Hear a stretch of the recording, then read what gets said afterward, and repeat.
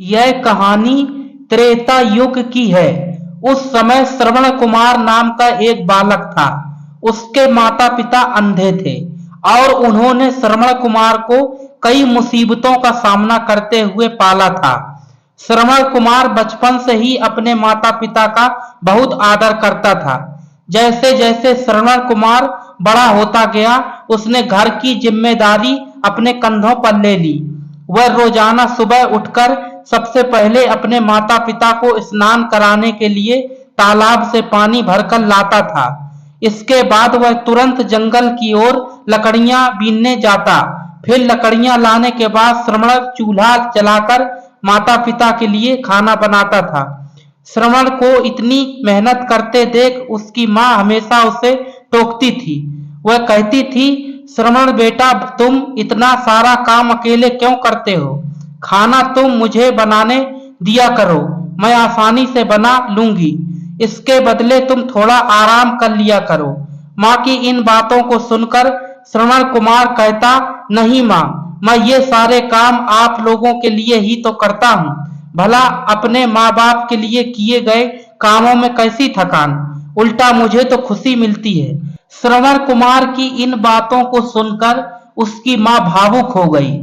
वो रोज भगवान से प्रार्थना करती, हे प्रभु, इतना ध्यान रखने वाला श्रवण जैसा बेटा हर माता पिता के घर पैदा हो। श्रवण के माँ बाप नियमित रूप से भगवान की आराधना करते थे। श्रवण कुमार धीरे धीरे बड़ा हुआ और जल्दी से घर के कार्यों को खत्म करके बाहर काम पर निकल जाता था। एक दिन श्रवण अपने माता पिता के साथ बैठा था। तभी उन्होंने श्रवण से कहा, बेटा, तुमने हमारी हर ख्वाहिश पूरी की है। अब हमारी केवल एक ही इच्छा है जिसे हम पूरी करना चाहते हैं। यह सुन श्रवण ने उनसे पूछा, ऐसी कौन सी इच्छा बाकी है जिसे आप पूरा करना चाहते हैं? आप केवल आदेश दें, मैं आपकी हर ख्वाहिश को पूरा करूंगा।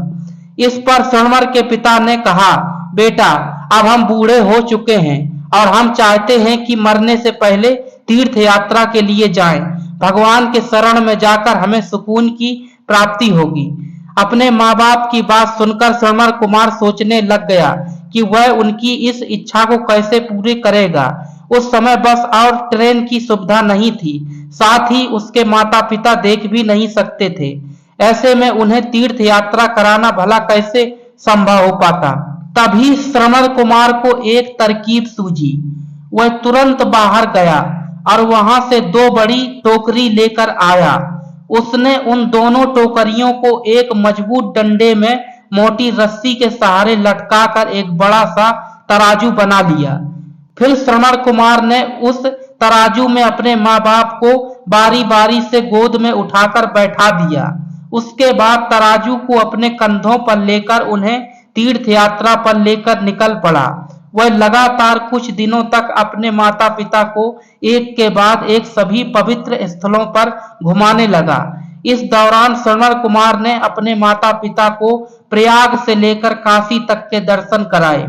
माता पिता को घुमाते समय श्रवण कुमार उन्हें उन जगहों के बारे में भी बताते चलता था, क्योंकि वह आंखों से उस दृश्य को नहीं देख सकते थे। अपनी बेटे की मेहनत को देख उसके माता पिता बहुत खुश थे। उन्होंने एक दिन श्रवण से कहा, बेटा, हम देख नहीं सकते, लेकिन कभी भी हमें इस बात का दुख नहीं हुआ। तुम हमारे लिए हमारी आंखें हो। तुमने हमें जिस तरह सारे पवित्र स्थलों की कथा सुनाकर उनके दर्शन कराए हैं, ऐसा लगता है जैसे कि हमने सच में प्रभु के दर्शन अपनी आंखों से किए हों। अपनी माता पिता की बातें सुनकर श्रवण ने कहा, आप लोग ऐसी बातें न करें। बच्चों के लिए माता पिता कभी भी बोझ नहीं होते। यह तो बच्चों का धर्म होता है। एक दिन श्रवण कुमार आराम करने के लिए अयोध्या के पास अपने माता पिता के साथ रुका। तभी उसकी माँ ने पानी पीने की इच्छा जताई। श्रवण को पास में ही एक नदी दिखाई दी। उसने अपने माता पिता से कहा, आप दोनों यहाँ आराम करें, मैं आप लोगों के लिए अभी पानी लेकर आता हूँ। नदी के पास पहुंचकर श्रवण कुमार कमंडल में पानी भरने लगा। उसी जंगल में अयोध्या के राजा दशरथ भी शिकार के लिए पहुंचे थे। पानी में हलचल की आवाज सुनकर उन्हें लगा कि कोई जानवर पानी पीने आया है। उन्होंने बिना देखे केवल ध्वनि सुनकर ही अपना तीर चला दिया। दुर्भाग्य से सीधे श्रवण कुमार को वह तीर लग गया। तीर लगते ही वह चीख पड़ा। इसके बाद राजा दशरथ जब अपने शिकार को देखने पहुंचे तो वहां श्रवण था। वो तुरंत श्रवण कुमार के नजदीक पहुंचे और कहा, मुझसे बहुत बड़ी भूल हो गई, मुझे माफ कर दीजिए।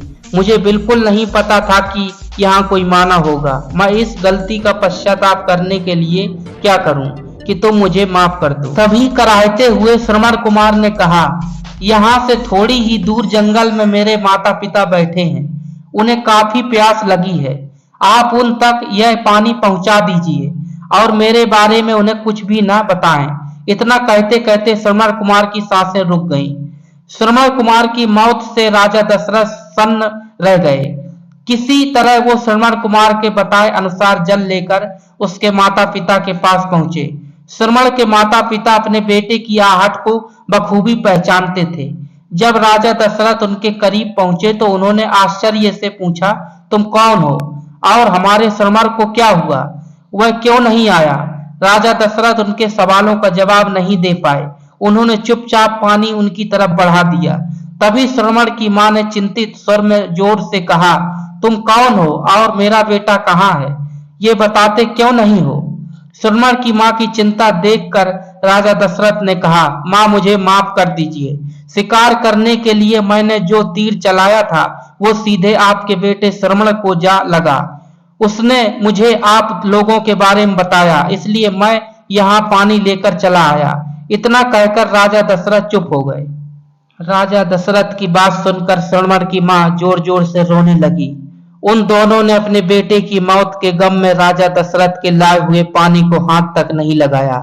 श्रवण के पिता ने तभी राजा दशरथ को पुत्र वियोग का श्राप दे दिया। कुछ ही देर बाद श्रवण के पिता ने अपने प्राण त्याग दिए। बताया जाता है कि श्रवण कुमार के पिता के श्राप के परिणाम स्वरूप ही राजा दशरथ को अपने पुत्र राम से दूर रहना पड़ा था। राजा दशरथ के इस श्राप को पूरा करने के लिए ही भगवान राम को 14 वर्षों का वनवास हुआ, जिसका माध्यम दशरथ की पत्नी कैकेयी बनी। श्रवण के पिता की ही तरह राजा दशरथ भी अपने बेटे से दूरी को बर्दाश्त नहीं कर पाए और उन्होंने अपने प्राण त्याग दिए। दोस्तों, सावन मास में यदा कदा कांवड़िया अपने बुजुर्ग माता पिता को कंधे पर लादकर देवघर और हरिद्वार तीर्थ यात्रा पर लेकर जाते हैं। दोस्तों, चैनल को सब्सक्राइब जरूर कर देना।